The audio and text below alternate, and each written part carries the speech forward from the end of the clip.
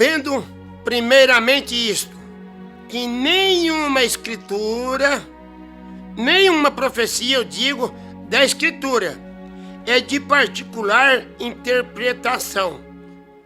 Porque a profecia, ela nunca foi produzida por vontade de homem algum, mas por homens santos de Deus, que falaram inspirado pelo Espírito Santo.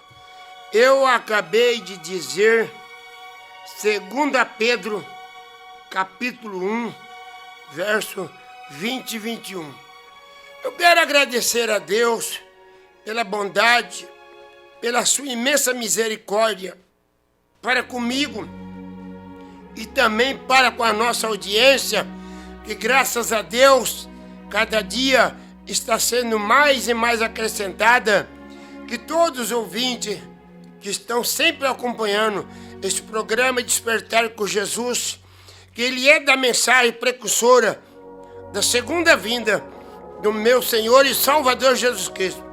Eu quero cumprimentar a todos, desejar a todos um bom dia com Jesus!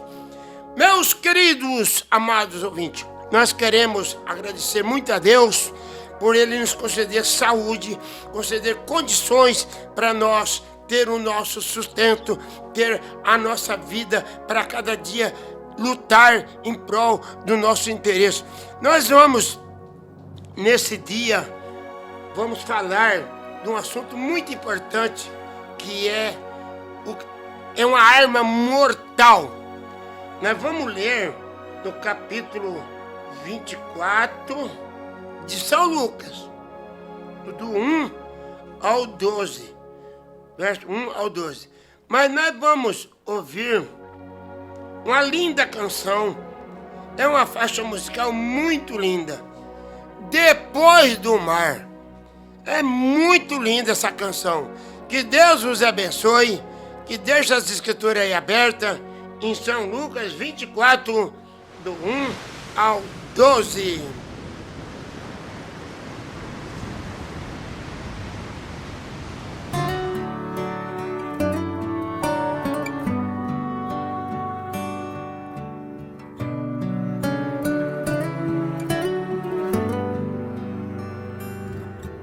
Tem horas que eu penso que não vou suportar e que esse deserto me sucumbirá. Tem horas que as lágrimas saem sem querer e que o coração quer parar de bater. Tem horas que não sei mais o que falar, então eu me ajoelho e só faço chorar. Me vejo sem saída pra continuar, pois bem no meu caminho tem um grande mar. Voltar não posso, desistir jamais. O meu desejo é seguir, pois o meu alvo é logo ali. Sei que comigo Ele sempre está e que jamais em nenhum momento me deixará. Vou me levantar, vou continuar, e esse mar de qualquer jeito vou atravessar, pois onde eu estou não é meu lugar. E o que Deus tem para mim está depois do mar. Depois do mar não vou chorar. Depois do mar eu vou sorrir. Depois do mar vou me alegrar. Depois do mar eu vou cantar.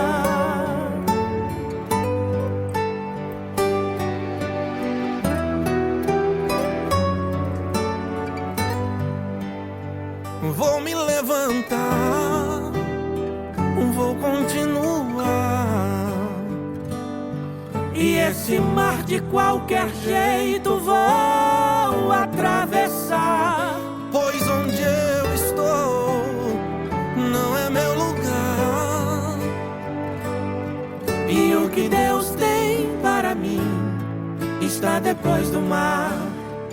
Depois do mar não vou chorar. Depois do mar eu vou sorrir. Depois do mar vou me alegrar. Depois do mar eu vou cantar.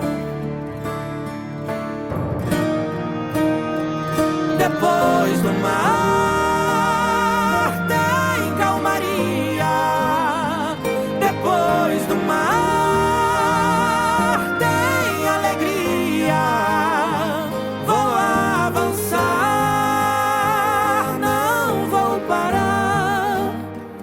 Depois do mar eu vou cantar. Depois do mar tem calmaria. Depois do mar tem alegria. Vou avançar, não vou parar. Depois do mar eu vou cantar. Depois do mar eu vou cantar. Depois do mar eu vou cantar.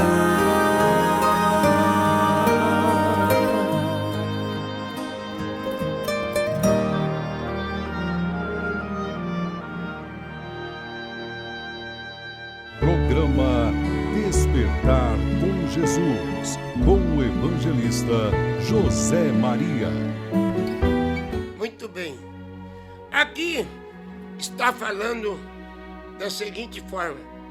No primeiro dia da semana, muito de madrugada, foram elas ao sepulcro, levando especiarias que tinham preparado, e acharam a pedra do sepulcro removida, e entraram e não acharam o corpo do Senhor Jesus. E aconteceu que, estando elas perplexas a esse respeito, eis que pararam junto delas 2 varões com vestes resplandecentes. E estando elas muito atemorizadas, abaixando-se o rosto para o chão, eles disseram: por que buscais o vivente entre os mortos? Ele não está aqui, mas ressuscitou. Lembrai-vos como vos falou, ele estando ainda lá na Galileia, dizendo: convém que o Filho do Homem seja entregue nas mãos dos homens pecadores e seja crucificado, e ao terceiro dia ressuscite. E lembraram das suas palavras, e voltando do sepulcro anunciaram todas essas coisas aos 11 e os demais. E entraram, e eram Maria Madalena, Joana e Maria, mãe de Tiago, que é a mãe de Jesus, e outras que com ela estavam, e diziam essas coisas aos apóstolos. E as suas palavras pareciam como um desvario, e não creram. E Pedro, porém, levantando, correu ao sepulcro, abaixando, viu só os lençóis ali posto, e retirou, admirando consigo sobre aquele caso. Bendito e eterno Deus, Pai de nosso Senhor, Salvador Jesus Cristo. A sua palavra, Senhor, ela é morte. Paulo diz que a letra mata, mas o Espírito Santo vivifica. E essas palavras, Senhor, elas sejam palavras de confiança para aqueles que vão assistir. Os que estiverem doentes, sejam curados. Os que estiverem tristes, fiquem alegres. Os que estiverem perdidos, que possam encontrar o caminho da salvação. Aqueles que estiverem aí no pecado, na criminalidade, é dia de libertação, é dia de salvação, em nome de Jesus Cristo. Amém. Nós queremos falar um pouco sobre incredulidade. Nós queremos dizer, irmão, que a incredulidade, ela é velha. Ela começou lá no Jardim do Éden. Porque o evangelista, tudo que fala, começou lá no Jardim do Éden e termina no livro de Apocalipse, porque o Jardim do Éden é o princípio de tudo. Lá foi o princípio de tudo. Lá em Gênesis é o princípio de tudo, eu digo. Gênesis é o princípio de tudo. E ali, vocês vão encontrar Gênesis 3, ali aonde pequeno deslize da Eva, ela criou uma incredulidade. E vocês sabem, querido ouvinte, a incredulidade, ela é pior que a bomba atômica do mundo inteiro. Se hoje o mundo estourar as bombas atômicas, mata todo mundo, mas mata a carne e o sangue. Como o próprio Jesus chegou a dizer: não temeis aquele que mata a carne e o sangue, mas temei aquele que tem poder de matar a carne e o sangue e até matar a tua alma e lançá-la no inferno. Então, ali no livro de Gênesis, vocês sabem que o diabo, ele não precisa de muito não com a destruição. Você pode ver que a Eva, aqui, ela foi apenas uma coisinha. Quando Satanás, o diabo, através da semente, falou para ela: não, Eva, não é bem assim não. É porque Deus sabe que no dia que vocês comerem do fruto, trocar que está no meio do jardim, vocês vão ser que nem Deus. O diabo, ele não esclarece não. Jesus chegou a dizer, quando ele estava aqui na terra: graças te dou, ó Pai, Senhor, Criador dos céus e da terra, que ocultaste essas coisas dos sábios entendidos e revelou aos pequeninos. Ali, a revelação de Satanás causou incredulidade em Eva. E o que eu fico pensativo, e destruição, né? Porque a incredulidade, ela é pior que a bomba atômica.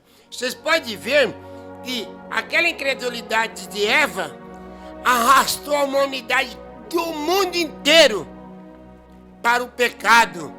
Paulo chegou a dizer: nós estávamos destituídos, nós estávamos perdidos para sempre. Mas Jesus Cristo veio e nos remiu daquele pecado de Eva. E vocês sabem que aqui, como eu citei, São Lucas, né? Vocês sabem que aqui, a Maria, mãe de Jesus, a Joana, a Maria Madalena, elas foram incrédulas. Ô evangelista, o senhor tem certeza? Sim, porque elas levaram ali aromas, porque era de costume, no judaísmo, eu digo, lá é de costume levar aroma para aromatizar o corpo de um morto. E Jesus já estava com 3 dias, então, mas só que a própria Bíblia diz, o salmista chega a dizer que o Jesus, ele não ia ter, a carne dele não ia sofrer corrupção. O que é? a carne dele não ia desintegrar dos ossos. Ele ficou 3 dias e 3 noites lá no sepulcro, mas a carne dele não se desintegrou, não apodreceu, não entrou em estado de putrefação não, que nem o nosso hoje. E ela levaram ali aroma para especiaria, para aromatizar o corpo dele e depois voltar para casa. Mas quando chegou lá, ela viram outra cena. Tudo que Jesus falou lá na Galileia, eles não tinham guardado. Vocês sabem que até aqueles, tá aqui, no mesmo capítulo de 24 de São Lucas, você pode ver aqui, ó, verso 13. Eis que no mesmo dia iam 2 deles para uma aldeia que distava de Jerusalém 60 estádios, cujo nome daquela aldeia era Emaús. Eles iam falando entre si de tudo que havia sucedido. E aconteceu que eles iam falando entre si, fazendo perguntas um para o outro. E o mesmo Jesus, aquele que Maria, Joana e a Maria Madalena foi visitar, né? Achou que ele estava lá. Tá aqui, ó. E o mesmo Jesus se aproximou-se deles. Veja bem. Aproximou-se deles mas eles não conheceram. Veja bem. Mas os olhos deles estavam como que nem fechados, para que não conhecessem. E ele disse, mas que palavras são essas que vocês estão trocando? Jesus falou para ele, por que vocês estão trocando essas palavras entre vós? Por que vocês estão tristes? E respondeu um nome, era Cleópatra. Disse, é só tu um peregrino em Jerusalém e não sabe das coisas que nela tem sucedido nesses dias? Sacrificaram o nosso mestre. Você não sabe? O senhor não sabe de nada? E ele perguntou, quais? E ele disse, as que diz a respeito de Jesus, o Nazareno. Ele foi um profeta poderoso em obra e as palavras diante de Deus e todo o povo. Veja bem, eles iam ali, depois eles foram, Jesus foi lá na aldeia, e lá quando Jesus estava lá, partiu o pão na presença deles, aí abriu o entendimento deles, acabou a incredulidade. Hoje há um provérbio aí no mundo que fala, rapaz, você é igual a Tomé. Tomé não creu, claro, Tomé não creu antes do dia de Pentecostes. Mas, claro, quando Jesus ressuscitou, os discípulos falaram para ele falou assim, eu creio se eu ver, se eu tocar na ilharga dele. E Jesus entrou naquela casa e lá estava o Tomé. E ele falou, Jesus falou para Tomé, vem cá, Tomé. E depois disso, é por isso que eu falo, o Espírito Santo não é para fazer o pregador ter glamour, não é para fazer o pregador ter status, ter fama, ter honra, não. O Espírito Santo é para dar coragem. Que o que está faltando hoje nesses pregadores que estão aí acovardados, estão aí apostatados na fé, estão simplesmente aí ocupando os púlpitos com as vidas erradas. E então, quando Jesus partiu o pão, eles reconheceram e se alegraram. Eu quero dizer, meus irmãos, uma coisa. Você não é obrigado.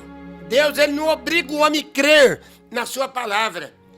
Jesus chegou a dizer que aqui em São Mateus, que aquele que crer e for batizado, vocês podem ler isso, São Mateus 28, vamos rapidinho, porque o nosso tempo aqui é rápido.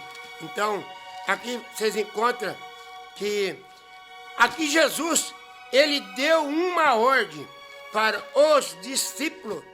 Então veja bem,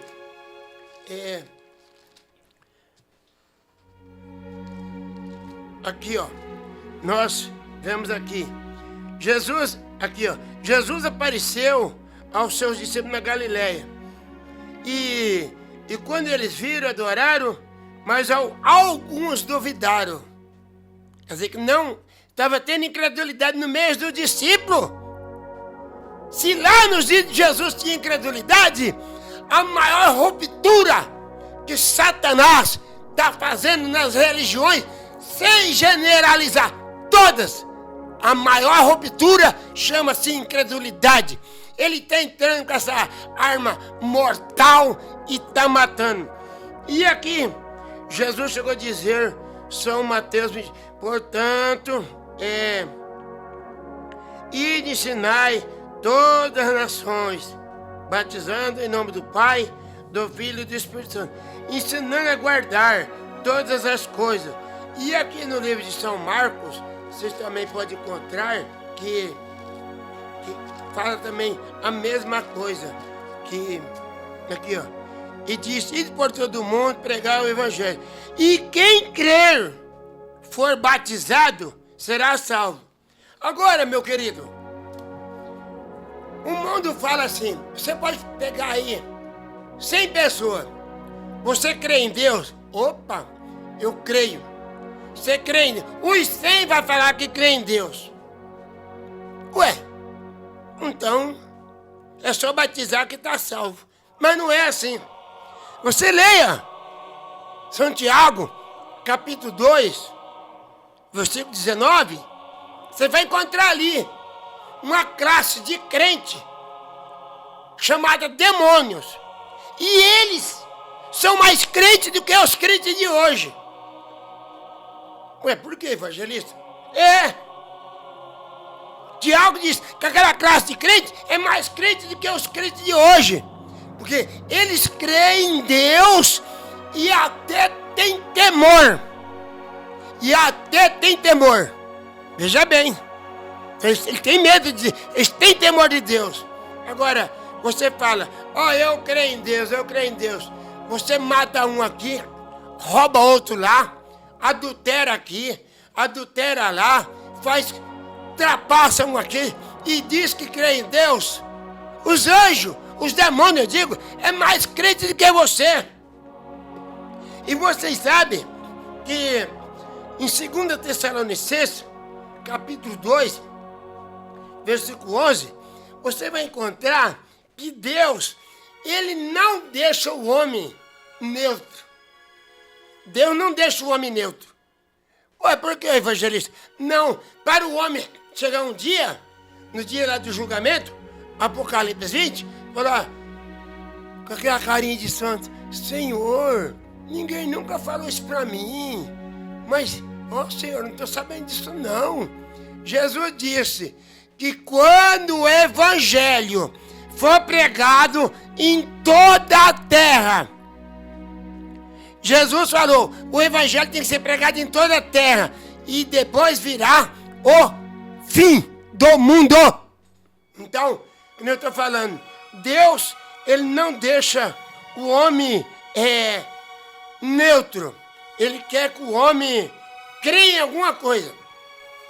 E em 2 Tessalonicenses, vocês podem ver que aqui está relatando a seguinte escritura.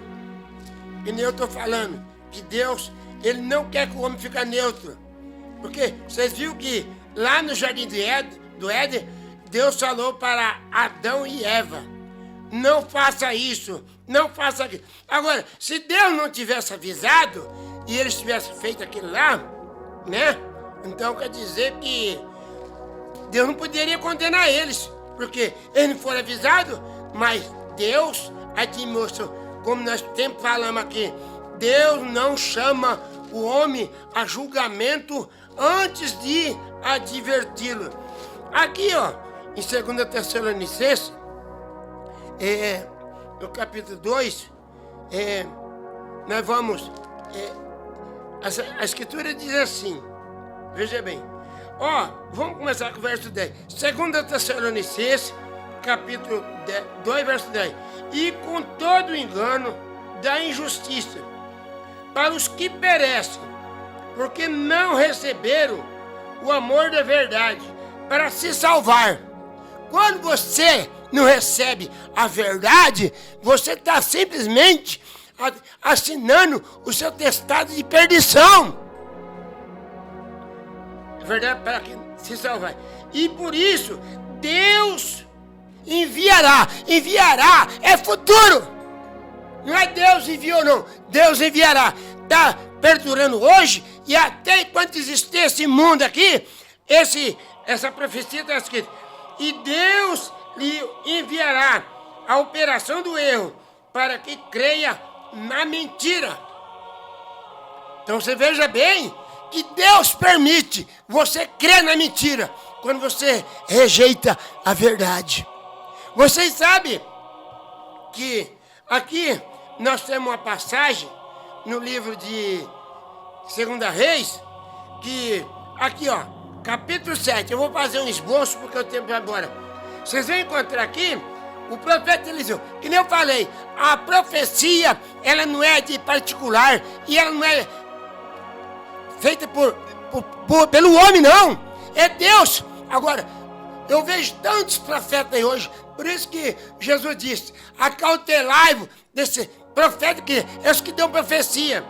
Mas um profeta de Deus, você pode ir lá no livro de Gênesis, você vai até Apocalipse, todos os profetas profetizaram, cumpriram, está se cumprindo e ainda se cumprirá o resto. Aqui, 2 Reis, capítulo 7, o profeta Eliseu, ele falou que ia haver lá abundância de alimento, lá em Samaria. Mas ali tinha um capitão, né, que hoje em dia tem pessoas que quando ele tem um cargozinho, ele fica poderoso. E esse capitão aqui, ele encontrou com o profeta Eliseu, ele falou para Eliseu, como? Velho calvo, velho careca, como é que vai ter alimento em Samaria? Só se abrir nem se abrir uma janela do céu. Esse é incrédulo. E ele falou assim, nem que se abrir uma janela do céu. Você lê capítulo 7, 2 Reis. Eliseu falou assim, você vai ver com seus olhos e você não vai comer, você vai morrer. E veja bem que depois o capitão morreu macetado, pisado. Não duvida da palavra de Deus não, meu irmão. E aqui, que nem eu falei, né, que a incredulidade, ela é pior do que a bomba atômica. Para nós, já ir para o encerramento, ela é pior do que a bomba atômica. Vocês leem aqui, ó, Apocalipse 21, versos 7 em diante.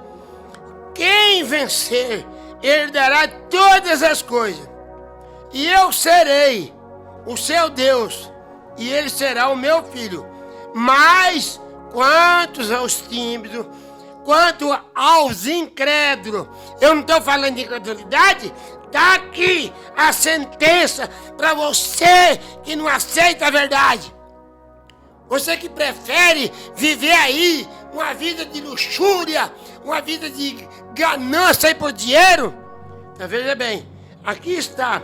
Quantos aos tímidos, aos incrédulos e aos abomináveis, os homicidas, os fornicadores, os feiticeiros, os idólatras, todos os mentirosos. A sua parte vai ser lá no lago que arde com fogo de enxofre, que é a segunda morte. Eu estava conversando com um teólogo esses dias, e eu falei para ele assim, você sabia que Jesus chegou a dizer que ao homem compete só uma vez na morte? Ele falou, não, é verdade. Jesus falou. Agora eu pergunto, você vai ler lá sobre Lázaro. Jesus foi lá no sepulcro dele, ressuscitou ele, que ele estava morto. E ele ressuscitou. Agora eu pergunto, Lázaro não morreu de novo? Morreu. O filho da viúva de Naim, de Jesus Cristo, foi lá e ressuscitou. Ele não estava morto no caixão? Estava morto. E ele não ressuscitou. Mas Jesus, ele sempre enfatizou a morte da alma. A incredulidade, ela não está preocupada com o meu corpo físico, com o seu corpo físico, não está preocupado com o seu PhD, com o seu LLD, não, com os seus credos, com os seus dogmas, com os seus preceitos de homem. Ele está preocupado que você creia na mentira, porque um dia você vai estar diante do trono lá, e você vai falar, mas Senhor, o Senhor não falou lá em São Mateus 28, lá. Agora, eu pergunto, que eu citei aqui sobre Pedro, será que Jesus ia falar uma coisa os discípulos? Gente, Deus não é louco não, que nós estamos vendo hoje não. Aqui vocês vão encontrar, quando já terminar já, 2 Pedro, no capítulo 2, vamos ver aqui, no capítulo 1, aqui ó, 2 Pedro, capítulo 1, verso, ó, sabendo que primeiramente nenhuma profecia foi de homem, não é de homem, então não é de particular, porque a profecia nunca foi produzida por vontade de homem. Então, esses profetas que estão aí, falando, olha, eu falei isso, eu falei aquilo, se cuida, porque no dia do julgamento lá, você vai responder. Jesus chegou a dizer, por suas palavras, você vai ser justificado, você vai ser salvo, mas por suas palavras, você vai ser condenado. Como está lá em 2 Timóteo, capítulo 2, Paulo diz, não permito que a mulher seja uma pregadora, uma missionária, uma apóstola. Agora, o homem coloca, naquele dia do julgamento, ele vai responder por tudo. Deus vos abençoe, o meu muito obrigado, que Deus vos guarde de todo mal. Aquilo que eu não pude explanar, o Espírito Santo, ele é onisciente, ele é onipresente, onipotente, ele esclarecerá tudo. Meu muito obrigado e todos tenham uma ótima semana, em nome de Jesus Cristo.